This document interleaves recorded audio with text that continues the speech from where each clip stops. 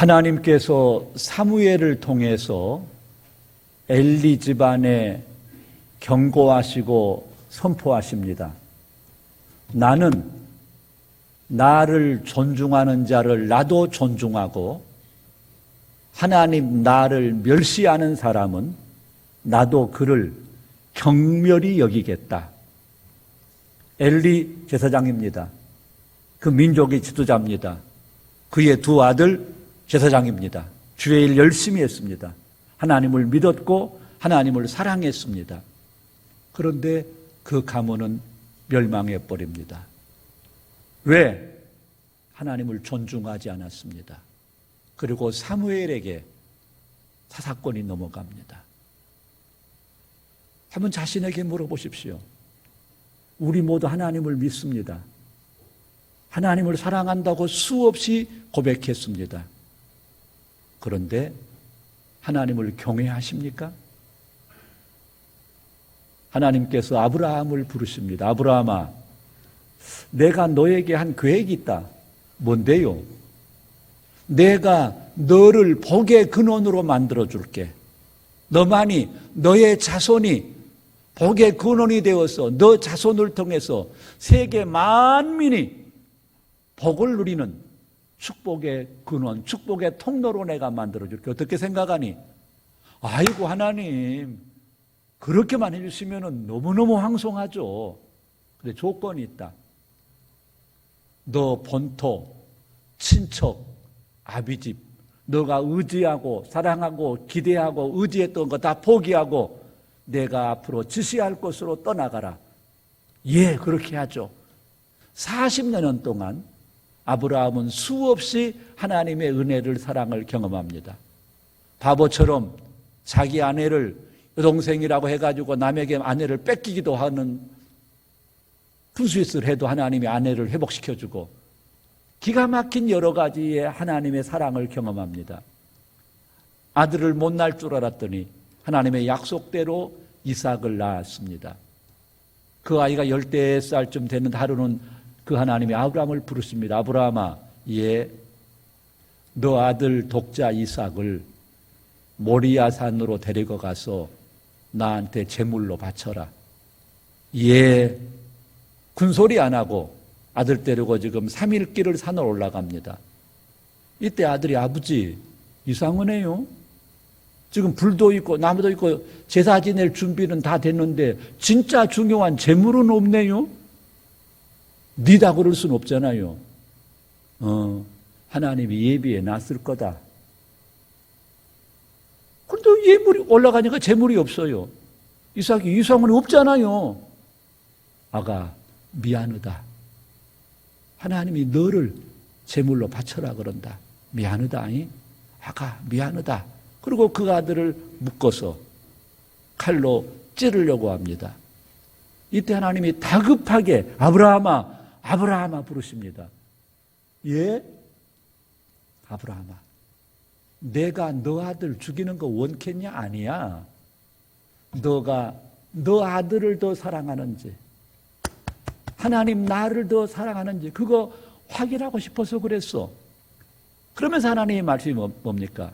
너가 너 아들보다 나를 더 사랑한 걸 보니까 이제야 너가 나를 경외한 줄 알겠다. 그러고 그때부터 하나님이 더 기이한 방법으로 그를 복의 근원으로 세우시고 사용하십니다.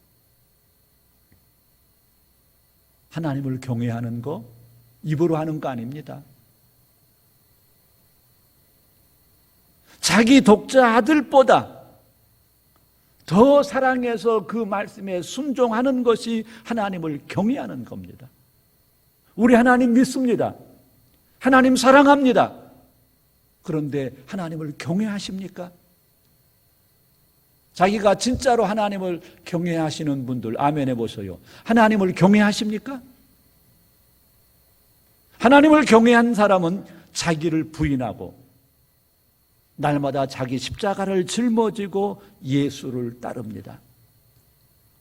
어떤 상황, 어떤 경우에도 내 원대로 마옵시고 아버지 뜻대로 하십시오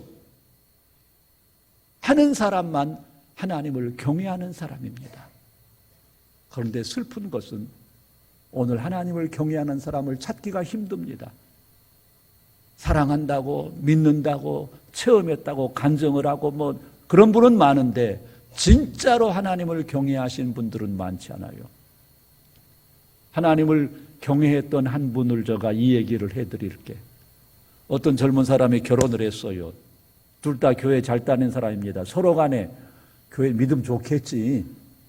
근데 이 남편이 교회는 다니는데 매일매일 술 마시고 매일매일 도박하고 새벽 1-2시가 돼야 집에를 들어옵니다. 근데 이 남자는 또 간이 얼마나 큰지 술집에서 술 먹다가 자기 아내가 성악을 전공했답니다. 술집으로 오라고 불러가지고 술집에서 친구들 앞에서 또 노래를 부르라 그런답니다. 근데 여자는 군소리 또 노래를 불러요. 또 술판이 일찍 끝나면은 술 친구들 집으로 몰고 와서 집에서 2차 판을 또 벌리면 아내가 군소리 없이 다 또 술판을 벌려줘요. 그런데 하루는, 근데 이분은 아무리 술을 마시고 안주를 많이 먹어도 꼭 저녁에 밥을 먹어야 잠을 잔답니다. 1시, 2시에 집에 와도 아내가 저녁밥을 차려주면은 그 밥을 먹고 잠을 잔 또 특이한 생활을 했대요. 그래서 하루에 어떤 날은 서울 변두리 집값 한 채 값을 따기도 하고 잃기도 하고 그런 도박 선수고. 근데 하루는 집에를 왔는데 배를 눌리는데 자기도 모르게 호주머니에 손을 넣었더니 열쇠가 잡히는 거예요. 그래서 배를 안 눌리고 문을 열고 집에를 들어갔습니다. 다 불이, 어머니 방도 불이 꺼져 있고 다 꺼져, 안방도 꺼져 있는데 보니까 스탠드 하나 희미하게 켜져 있는데 보니까 자기 아내가 남편을 기다리다가 엎드려서 잠이 들었어요. 근데 그 머리맡에 보니까 책이 한 권 있는데 여기에 물이 많이 물이 쏟아져 있어. 그래서 뭔가 봤더니 책이 아니고 일기장이고 물이 아니고 눈물이더랍니다. 근데 자기는 자기 아내 핸드백이나 서랍 열어본 적이 없대요. 프라이버시를 존중하니. 근데 그날은 자기가 좀 그걸 보고 싶더래요. 뭐라고 써놨는지. 그래서 그 일기장을 보니까 오늘 또 수유리에 버스를 타고 갔다. 시골길을 한참을 걸으면서 죽음을 생각했다. 약을 먹을까? 손을 그을까? 십자가 대속의 은혜로 구원받은 내가 자살이라는 것은 취할 길이 아님을 확인하고 왔다. 나를 위해서 십자가에 죽으신 주님의 뜻을 위해서 나에게 주신 남편이니 나는 그 남편을 사랑해야 된다. 나는 할 수 없지만 주님의 명령이니 사랑해야 된다. 주님, 저 좀 도와주세요. 나의 약함을 아시지 않아요. 하는 일기 내용인 겁니다. 이 남편은 자기 부인이 태어나기를 착한 성품으로 태어나서 술집에 노래 부르려고 하면 노래 부르고 술판이 그런 줄 알았더니 이 여자가 매일 자살을 생각하면서 그걸 다 견뎠다는 걸 생각하니까 그냥 통곡이 나오는 겁니다. 자기 서재에 앉아서 우는데 누가 자기를 부르더래요. 그래서 자기 아내가 잠에서 깨어나서 온지랬더니 아무도 없어. 또 누가 자기를 부르면서 자기를 껴안더래요. 아무도 안 보이는데 제철아 나는 너를 사랑한다. 이런 나를 하나님이 사랑하시구나. 아무에게도 말 안 하고 그대로 갖다 놓고 그 다음날 아침에 자기 아내 부인에게 나 신학교 가면 어떠냐고. 가라고. 자기가 신학교 가려고 하는 것은 목사 되기 위해서가 아니라 이 도박에서 이 술에서 벗어날 수 있는 길은 신학교로 숨어 들어가야만이 그 도박을 끊고 술을 끊을 수 있겠더래요. 그래서 신학교를 갔답니다. 어찌어찌해서 졸업도 하고 어찌어찌해서 목사도 되고, 그런데 그 목사가 지금 한국에서 가장 존경받는 목사 중에 한 사람이 되어 있습니다. 그의 아내는 매일 자살할 수밖에 없는 그 절망 속에서도 하나님을 경외했습니다. 하나님께서 내게 주신 남편인데, 나는 사랑할 수가 없는데 하나님이 사랑하시라 그러니 사랑해야지. 자기들이 교회에서 결혼했다면은 성혼 선포가 끝난 다음에 목사님이 그러셨겠죠. 하나님이 짝 지어주신 것은 사람이 나누지 못할지니라. 이 아내는 그 말씀을 기억한 거예요. 하나님이 주신 남편인데 나는 사랑할 수 없지만은 사랑해야 돼. 이게 하나님을 경외하는 겁니다. 사랑할 수도 없고 해서도 안 돼. 저건 사람 새끼도 아니야. 어떻게 인간이 저럴 수가 있어? 그런데도 하나님이 저를 사랑해라 그랬으니까 나는 사랑해야 됩니다. 나 약함을 아시잖아요. 나 좀 도와주세요. 매일매일 그 몸부림을 쳤는데 때가 되니까 하나님께서 그를 어루만져서 그렇게 만들어 주었어요. 하나님이 그것만 보너스로 주신 게 아닙니다. 지난번에 말씀드린 것처럼 그 JTBC에서 가수 30번 그 집 아들입니다. 그가 얼마나 그리스도인다운 모습을 보였는지. 그 둘째 아들인가 또 아들이 방학 때 영국으로 한 달 동안 캠프를 갔는데 그 학교에서 연락이 온 거예요. 이 아이를 1년 동안 우리 학교에 맡겨주시면 등록금, 숙식 다 우리가 책임지고 공부를 가르치겠습니다. 그렇게 하시라고. 1년 후에 또 연락이 왔습니다. 우리가 가르쳐 보니까 됐네요. 1년 더 우리에게 맡겨주시면 우리가 이 아이를 옥스퍼드 대학에 넣겠습니다. 허락만 해 주십시오. 경비는 다 우리가 책임집니다. 이때 그 아버지가 말씀은 고맙습니다. 그런데 그 아이를 우리 집에 보내주십시오. 그 아이는 옥스퍼드 대학교에 들어가는 것보다는 그 나이에는 가정 안에서 가족과 살면서 성품, 인격, 가치관, 하나님을 경외하는 법, 이것을 배워야 됩니다.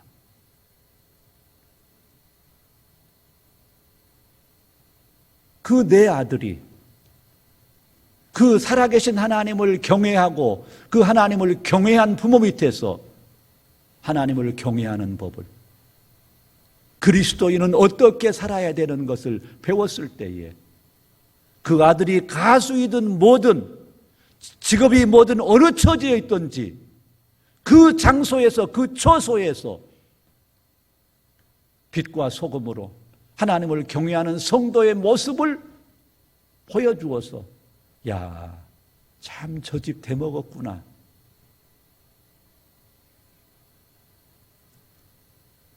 우리가 하나님을 경외하지 아니하면은 우리 가정에서 하나님을 경외하는 자식이 나올 수가 없죠. 그래서 제가 전화를 했어요. 내가 지금 당신 책 아이에게서는 아빠를 70권을 주문을 했어. 또 주변 사람에게 나눠줄 건데 당신이 어떻게 애들을 교육을 했어? 가정교육을 했어? 뭐라고 대답했을까요? 목사님, 가르친 게 아니라 같이 살았습니다. 가르친 게 아니라 같이 살았습니다. 자기는 안 하면서 가르쳐봐야 그건 허당이죠. 자기는 텔레비 보고 있으면 애기 보고 공부해. 이런 식이죠, 우리는. 같이 살았대요. 자기들이, 부모들이 자식들 앞에서 하나님을 경외하는 모습을, 정직한 모습을, 겸손한 모습을, 이웃을 배려하는 모습을 보여준 거죠. 그러니까 그 아이들이 변화가 된 거죠. 잠언 9장 10절은 말합니다. 여호와를 경외하는 것이 지혜의 근본이다. 잠언 14장 1절은 말합니다. 지혜로운 여인은 자기 집을 세우지만은 미련한 여자는 자기 집을 허무느니라. 하나님을 경외하는 한 여인이 주신 지혜를 가지고 자살의 충동 속에서도 하나님을 붙잡고 몸부림을 치니까 도박꾼의 집, 노름꾼의 집, 술꾼의 집이 목사의 집, 믿음의 명문 가문으로 세워졌습니다. 자기들 하나님 경외하십니까? 하나님 경외하십니까? 하나님이 주신 지혜를 가지고 계십니까? 그러면은 지금 자기들은 자기 집을 세우고 계십니까? 허물고 계십니까? 자기들은 교회를 세우고 계십니까? 허물고 계십니까? 자기 자신을 지금 세우고 계십니까? 허물고 계십니까? 하늘에 별을 따는 재주가 있다 해도 하나님을 경외하지 아니하는 사람은 세울 수가 없습니다. 허물게 되는 겁니다. 모래 위에 집을 짓는 거 허물게 돼요. 오늘 본문은 말합니다. 하나님이 다 알고 계신다. 다 보시고 계신다. 다 듣고 계신다. 네 마음에 품은 생각, 궁리 다 알고 계신다. 매일 자살 충동을 하는 그 여인의 그 모든 걸 하나님은 알고 보고 계셨어요. 근데 못 보신 것처럼 침묵하십니다. 그런데도 이 여인은 원망 불평하지 아니하고 끝까지 하나님을 경외하고 매일 기도합니다. 그랬더니 그가 알지 못했지만은 성령도 이렇게 연약한 우리를 도우시나니 내가 마땅히 기도할 바를 알지 못할 때에 성령께서 말할 수 없는 탄식으로 그를 위해 기도해 주셨습니다. 그가 하나님을 경외하고 하나님을 사랑했더니 하나님을 사랑하는 자, 곧 그 뜻대로 부르심을 입은 자들에게는 모든 것이 합력해서 선이 이루어지는 열매를 주었습니다. 무조건 합력의 선을 이루어지리라고 착각하지 마세요. 하나님을 사랑하는 자, 하나님을 경외하는 자에게 합력의 선이 이루어지는 것이지 하나님을 거역하는 자, 하나님을 무시하는 자에게까지 합력의 선이 안 이루어져요. 그러기에 우리는 회개하고 하나님을 경외해야 됩니다. 또 한 사람 하나님을 경외한 사람을 내가 알아요. 내 마음에 너무 드는 사람이에요. 이분이 큰 대형 교회에서 중고등부 담당하는 부교육자 생활을 했대요. 그러다가 이제 분당에다가 교회를 개척을 했답니다. 학교 강당을 빌려서. 근데 하나님의 은혜로 1년에 1,000명도 오고 2,000명도 오고 막 교회가 막 쑥쑥 부흥을 했답니다. 근데 하루는 부목사님이 목사님 금년에는 등록 신자가 5,000명이 넘을 것 같습니다. 그때 가슴이 철렁하더래요. 모든 교회가 이렇게 부흥하면 할렐루야인데 다른 교회는 교인들이 줄어드는데 우리 교회만 이렇게 오는 것은 쏠림 현상 아니냐. 이건 큰 문제다. 그래서 그 당시 2만 명쯤 출석할 때였대요. 기도하는 가운데 하나님이 지혜를 주신 거예요. 선언했답니다. 우리 교회에서 10,000명을 주변의 작은 교회로 파송, 1만 성도 파송운동을 선언하더라고요. 내가 그걸 듣고 연소르고 있네. 나한테 와서 배워야지. 그렇게 무대 보러 오면 대간디? 근데 얼마 후에 저보다 더 몇 배나 지혜롭게 또 발표를 해요. 우리 교회에서 30개 교회를 각 지역별로 분립해서 세워줄 겁니다. 그리고 그 30교회 담임 목사들은 우리 교회 부목사님들 가운데서 자기들이 투표해가지고 15명을 뽑은 사람들을 15군데에 맡기고 외부에서 15명을 또 모실 겁니다. 근데 그 15분은 나요! 이런 사람이 아니고 옆에 사람들이 내가 저 양반하고 3년을 같이 생활했는데요. 이 내보기에 영 된 목사예요.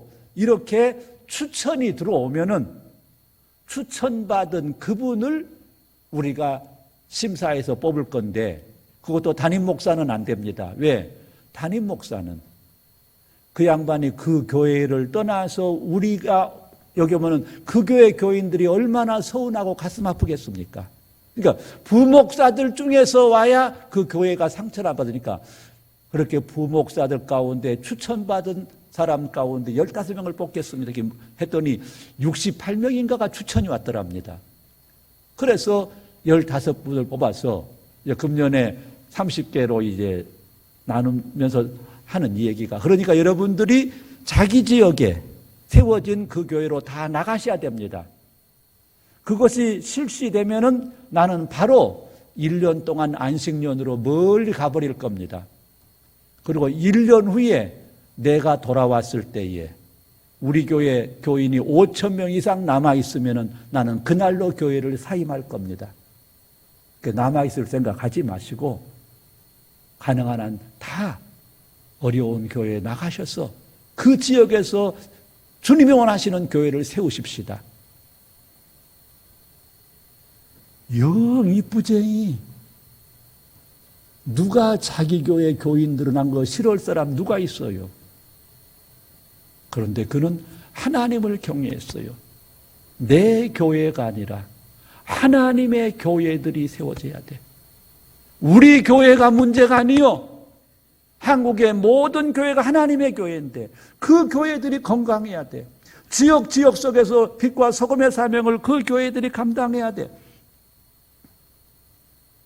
하나님이 이 어려운 한국 교회에서 저분을 사용하고 계시구나. 저 얼마나 아름답고 지혜로운 모습인가.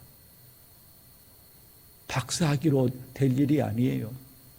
40일 금식 기도로 될 일이 아닙니다. 성경을 다 외워서 될 일이 아닙니다. 그 중심에 하나님을 경외하는 겁니다. 하나님을 경외. 많은 교인들이 목사님, 내가 집 팔고 이 교회 다니려고 교회 앞으로 이사 왔는데 그럼 나는 어쩌라고요? 자기도 가슴 아프다 이거예요.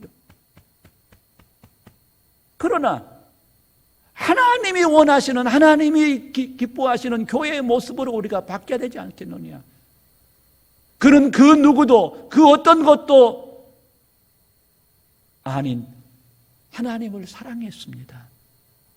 하나님을 경외했습니다. 이 하나님을 경외하지 않은 사람은 뭐든지 자기 이익대로 자기 좋을 대로 자기 편할 대로 꽉 맞춰가지고 이상한 짓들을 하기 때문에 교회들이 시험 들고 교회가 욕을 먹은 겁니다. 하나님을 경외해야 되는데 자기를 경외해. 하나님을 경외하십시오. 탕자의 이 얘기 알죠? 작은 아들이 뜬금없이 아버지 돌아가시면은 나한테 줄 재산 있죠? 그 내목입니다. 내목 미리 주십시오. 아버지가 보기에 저 자식 분명히 딴짓을 것 같아. 그런데 재산을 띄워줬어요. 가족은 허랑방탕한 생활을 하느라고 다 날려버렸습니다. 거기다 엎친 데 덮친 흉년이 또 와버렸어요. 노동을 때도 없어요. 돼지가 먹는 쥐염 열매를 주워 먹으면서 돼지처럼 돼지막에서 살아야 되는 지경에 이르렀습니다. 그 기가 막힌 고난 속에서 눈곱만큼 철이 들었어요. 내가 어쩌다가 이 지경이 됐냐? 우리 아버지 집에는 지금도 품꾼들도 넉넉히 먹고 사는데, 그러고 집에를 돌아옵니다. 아버지, 내가 하나님과 아버지께 큰 죄를 졌습니다. 이건 용서받을 수 없는 죄입니다. 그래서 아들은 내가 생각 못하고 품꾼의 하나로 저를 받아주십시오. 그러면 저가 품꾼으로 내가 살겠습니다. 이때 아버지가, 아가, 그 무슨 말이냐? 목욕을 시키고 새 옷을 입히고 가락지를 끼워주고 그럽니다. 그리고 잔치를 벌여서 죽었던 내 아들을 살아왔다고. 들에서 일하던 형님이 와보니까 막 잔치가, 그래서 무슨 소리냐? 당신 동생이 와서 지금 주인 아님이 지금 막 잔치 벌린 거라고. 뭐 그 새끼가 와? 웃기고 있네. 근데 그 새끼 왔다고 지금 잔치에? 그리고 아들이 집에를 안 와요. 그리고 막 불퉁불퉁 막 난리가 났습니다. 이때, 아가, 너희 동생이 죽었다 살아왔다. 재산 다 네 거 아니냐? 네가 좀 형으로서 용납해 주면 안 되냐? 에이씨! 그지 못한다고. 자, 지금 이 작은 아들이나 큰 아들은 자기가 받을 목만 생각해요. 아들로서 아버지한테 해야 될 목, 자식의 도리의 몫은 몰라. 받을 몫밖에 몰라요. 형으로서 동생한테 베풀 그 몫은 관심 없어요. 아버지가 지금 그렇게 동생을 그리워해도 동생 찾으려고 생각 안 해. 아들의 도리는 안 해요. 그 큰아들, 작은 아들이 누굽니까? 우리예요. 받을 몫만 생각해. 내가 하나님의 자녀로서 하나님께 해드려야 될 도리가 있는데, 그 몫이 있는데 지 몫은 안 해. 서로 챙기기만 하려고 그래. 하나님을 경외 안 하면은요, 그런 이상한 괴물들이 돼가요. 교회가 멀쩡한데, 예수 믿는 사람들이 다 멀쩡한데 이상한 괴물짓을 해요. 왜? 자기 목만 챙길 줄 알지 해드려야 될 자기의 도리의 몫은 알지도 못하고 관심도 없어요. 언제까지 하나님을 슬프게 해드리시렵니까? 이제라도 회개하고 하나님을 경외해서 하나님을 기쁘시게 해드리는 사람이 되십시다. 주보를 보실까요? 주보 왼쪽에 하나님께서 기뻐하시는 경건한 성도의 삶, 이걸 잘못해놨는데 다음 주에 다시 올리도록 하셔요. 이걸 아랫부분은 성경 구절이고 윗부분이 중요한 건데 이걸 막 흐트러뜨려 버렸어요. 첫 번째, 생각을 생각하고 생각하여 내 가슴속 심령에서 지혜를 얻어가지고 나의 나됨이 하나님의 은혜인 것을 깨달아서 범사에 은혜를 은혜되게 살아야 됩니다. 그 다음에 하나님의 은혜로 성령 안에서 구원의 즐거움을 회복받아야 됩니다. 지금 우리가 구원의 즐거움을 잃어버려 놓으니까 쓸데없는데 지금 마음 뺏기고 있는 거예요. 그리고 자신을 철저히 부인하고 범사에 자족하고 감사하는 삶을 살면서 하나님을 경외하여서 거짓 교만, 욕심을 버리고 정직, 겸손, 온유함으로 변화를 받아서 이웃을 내 몸처럼 사랑하여서 긍휼히 여기고 존중하고 배려하여서 모든 사람과 더불어 화해와 평화를 이루어 가정과 교회 안에서 하늘나라를 회복하자는 것이 일관되게 저가 자기들한테 부탁하고 호소하고 혼내고 외치는 거였습니다. 그런데 기미가 안 보여요. 맨 마지막에 은연송도의 회개 시편 51편 10절로 12절입니다. 하나님이여 내 속에 정한 마음을 창조하시고 내 안에 정직한 영을 새롭게 하소서. 나를 주 앞에서 쫓아내지 마시며 주의 성령을 내게서 거두지 마소서. 주의 구원의 즐거움을 내게 회복시켜 주시고 자원하는 심령을 주사 나를 붙드소서. 오른쪽입니다. 거룩한 갈망입니다. 자신의 원래 모습을 찾는 과정은 쉽지 않다. 그것은 체조 선수가 올림픽 경기에 나가 금메달을 따는 과정과 같다. 그녀는 4년을 하루같이 연습을 실전같이 수련해야 된다. 그 과정은 실망, 포기, 절망, 그리고 고통일 수밖에 없다. 금메달 따기 위해서 몸부림을 치는 거 고통이죠. 만일 그녀가 그 과정을 안 거치고 금메달을 따려 한다면 그것은 행운이 가져다주는 선물이거나 허망한 꿈이다. 행운의 여신은 금메달을 소유한 실력이 되지 않은 자에게 더 큰 시련을 시험한다. 금메달을 원하면서 노력하지 않고 거저 먹으려 되면 더 큰 시험에 빠진다 이겁니다. 이제 우리가 하나님을 경외하는 금메달을 따려면 매일매일 자기 자신을 쳐서 복종시키는 날마다 죽는 기가 막힌 훈련을 통해서야만이 금메달을 딸 수 있는 우리가 되어질 것입니다.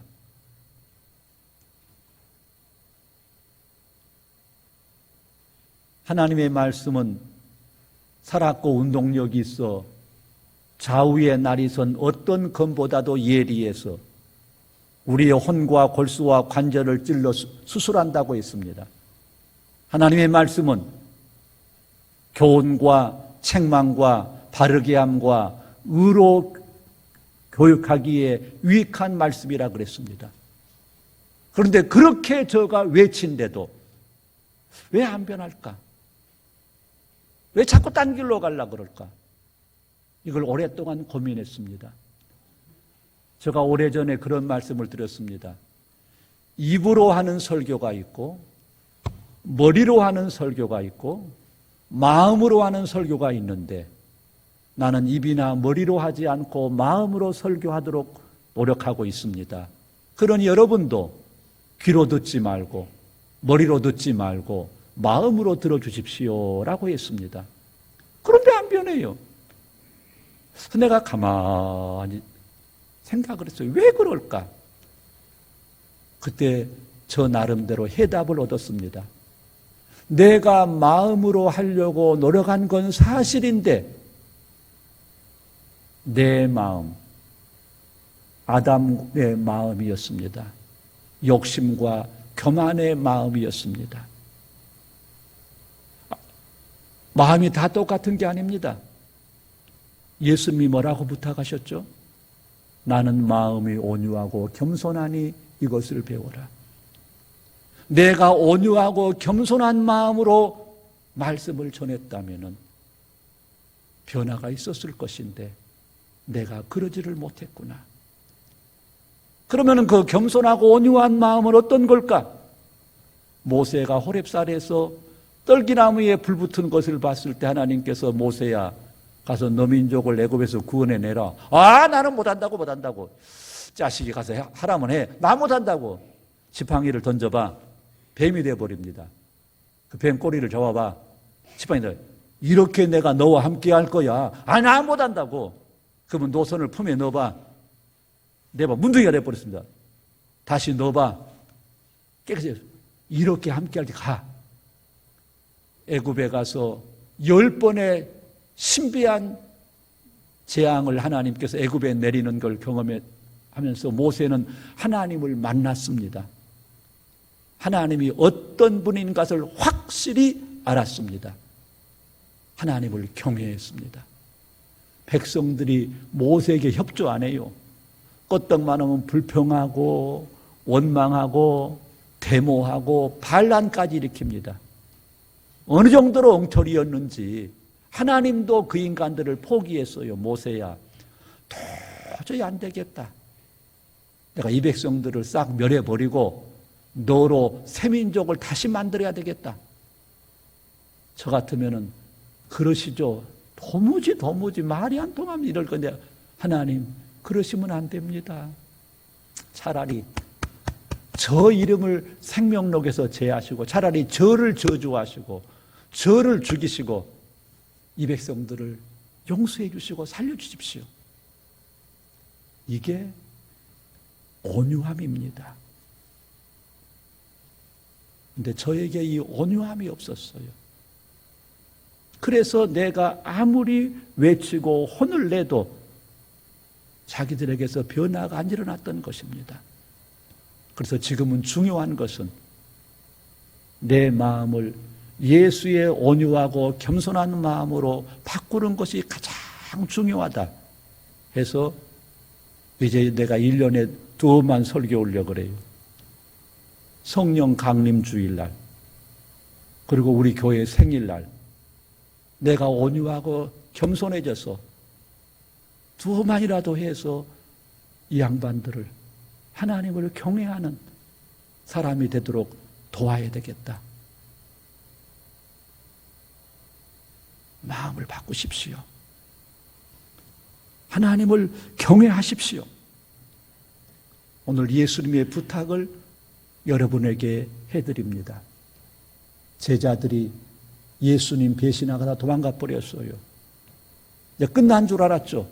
근데 기대하지 않았는데 예수님이 부활하셔가지고 자기들을 찾아왔어요. 근데 예수님께서 애끼 인간들아 혼내지 않아서 책망하지 않았습니다. 뭐라 그러셨죠?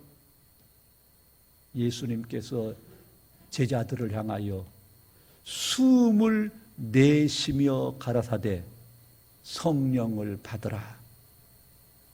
난 이 말씀이 그냥 성령 받으라는 것만 알았어요. 근데 며칠 전에 보니까 그게 아니더라고요.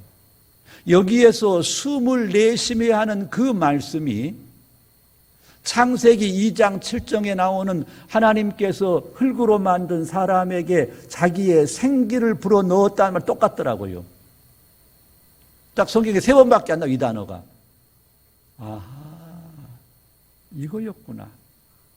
지금 제자들이 욕심과 교만에 가득 차서 서로 예수를 오른팔 되겠다 왼팔 되겠다가 막 싸우다가 다 배신해 버렸어요.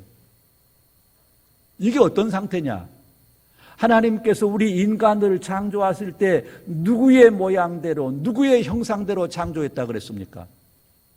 하나님의 모양대로 하나님의 형상대로 창조했다 그랬거든요.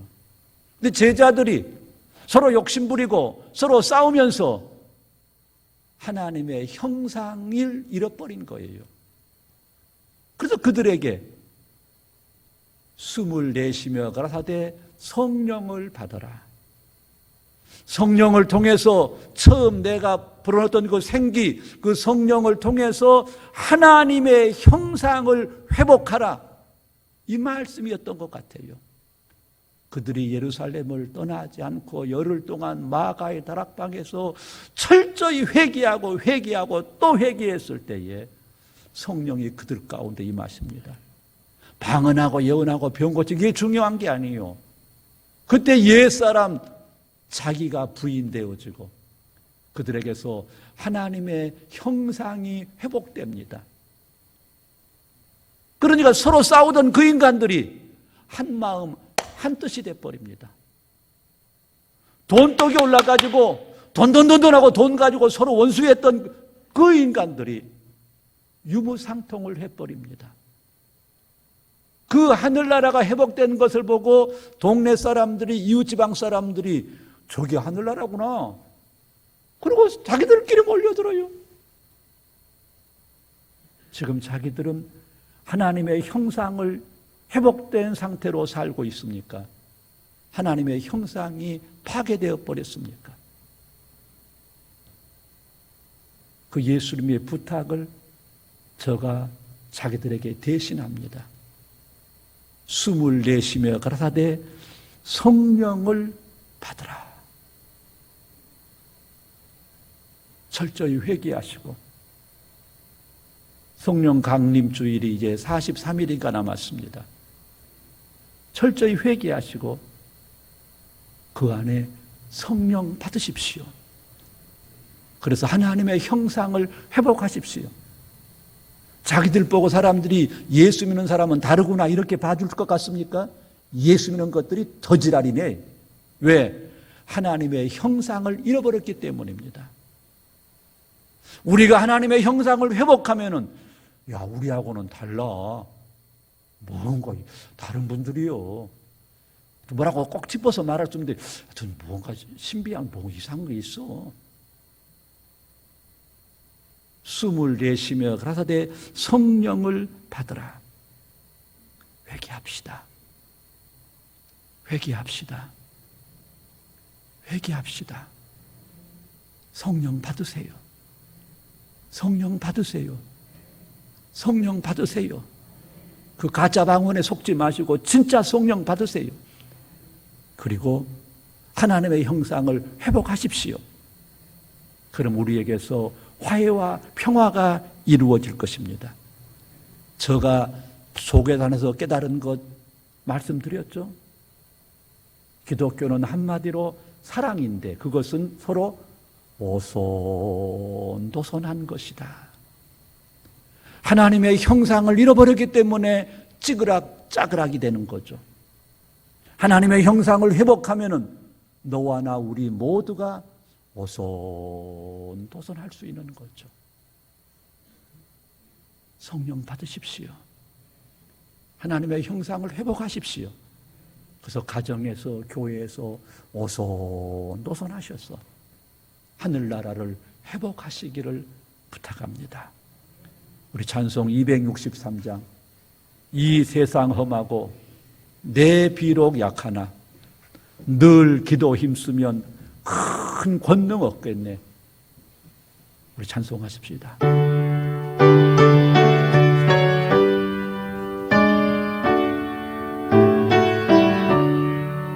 이 세상 험하고 나 비록 약하나 늘 기도 힘쓰면 큰 권능 얻겠네.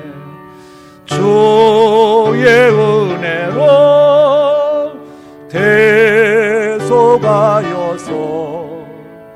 피와 같이 벌건 죄 넌 같이 이겠네. 주님의 권능은 한없이 크오니 돌 같은 내 마음 건너겨 줍소서. 주의 은혜로 대속하여서 피와 같이 벌건 죄.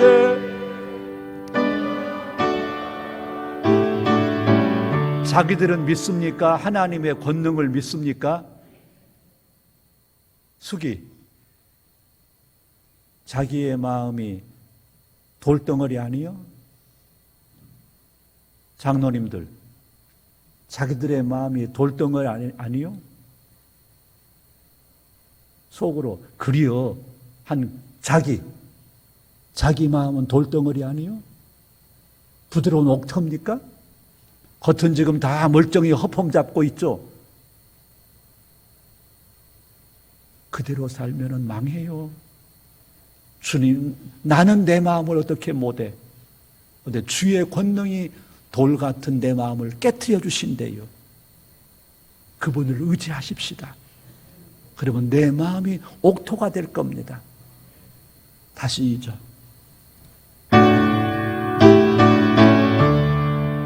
주님의 권능은 한없이 크오니 돌 같은 내 마음 건너겨 주소서.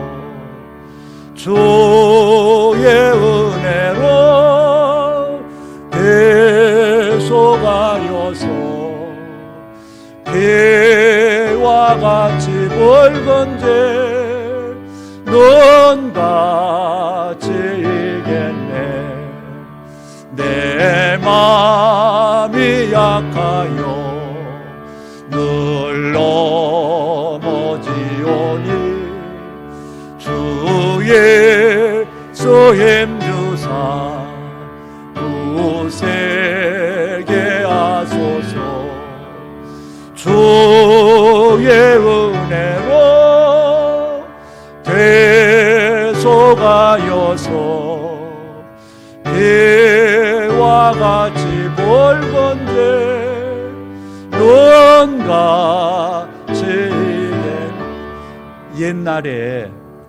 옛날에 이렇게 제가 말씀을 전하고 이렇게 이 찬송을 부르면은 옛날에는 한 3분의 2가 주여 그러고 애통하고 막 눈물을 닭똥같이 흘리며 찬송을 부르거든요.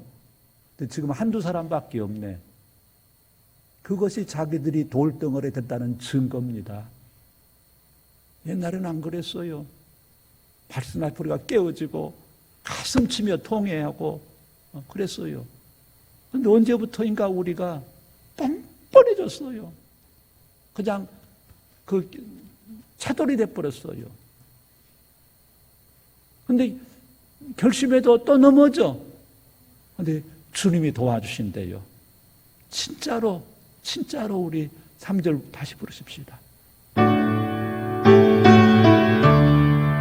내 마음이 약하여 늘 넘어지오니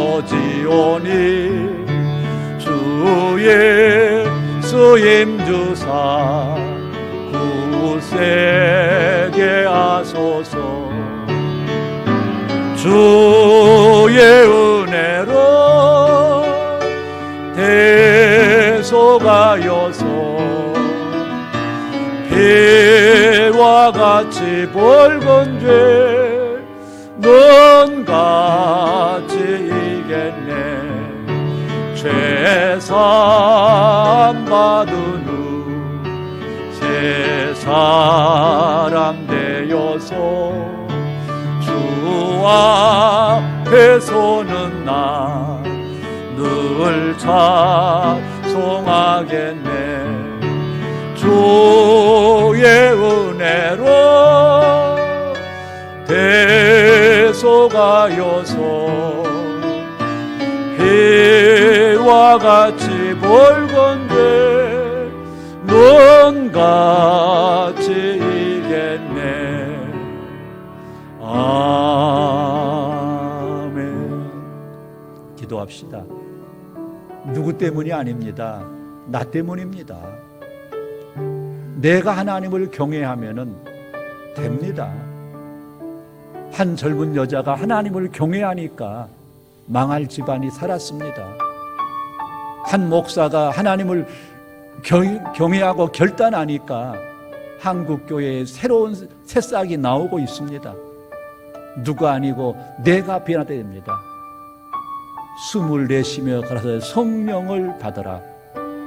우리 성령 받아 하나님의 형상을 회복해야 됩니다. 주님 도와주세요. 하나님의 형상을 회복하도록 도와주세요. 같이 기도하시겠습니다. 거룩하시고 자비하신 하나님 아버지 감사합니다.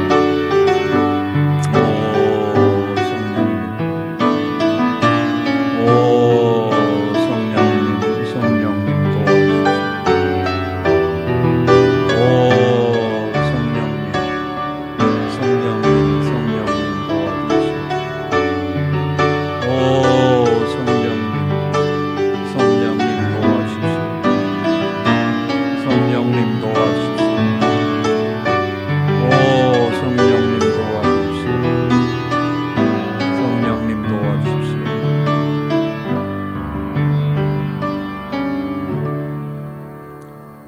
사랑의 하나님 아버지, 죄송하고 그러나 감사합니다.